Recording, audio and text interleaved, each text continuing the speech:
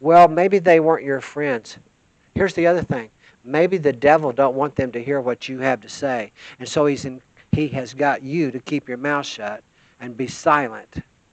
And there'll never be any change in their lives. Boy, are you still out there? We might lose our jobs, and that's part of the cancel culture.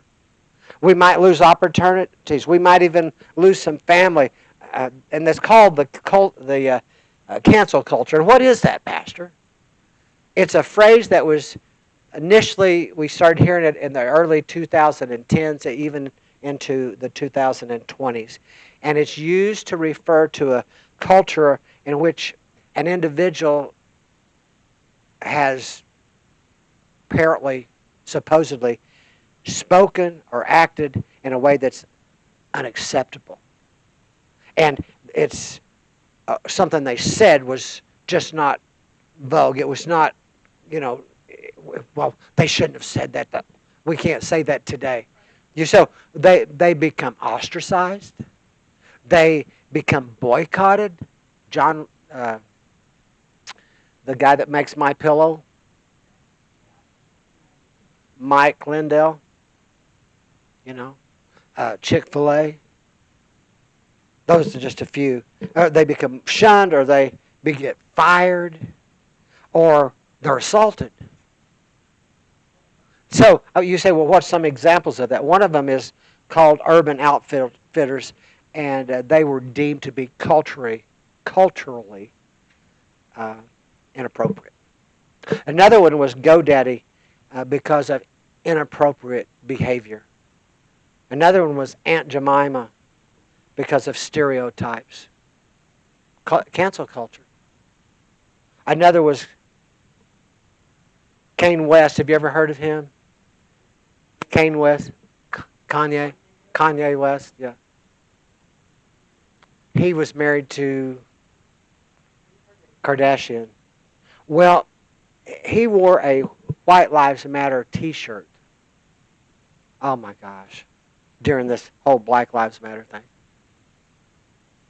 He was ostracized, criticized. The other thing he did, he praised Trump, and I don't know which was worse.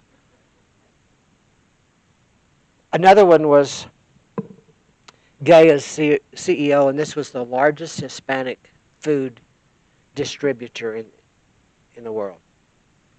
And he made a statement praising and giving honor to Trump for something. I don't know. Another one was Amazon. And they wanted to go into New York City, and New York City didn't want them because they were non-union. So because they were non-union, they made a decision, well, we'll just not go there. Another one's Heineken. Some of you old boozers, you've had a few of those. I'm just kidding. And in one of their commercials, they had a new brand of beer that they were promoting. And they showed this bar scene, and there were 3 darker-skinned women, and they slid this beer past the darker-skinned women to a light-skinned woman. And they said, lighter is better. What am I talking about? I'm talking about a society. Why is what you say, well, Pastor, but you're talking about the church. Well, the church is afraid to speak up.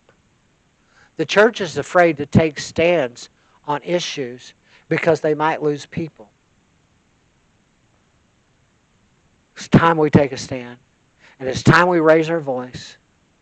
And we haven't even got to some of the stuff we're going to talk to next week. But let me encourage you today. God gave you a voice. He's given you opportunity. Don't remain silent.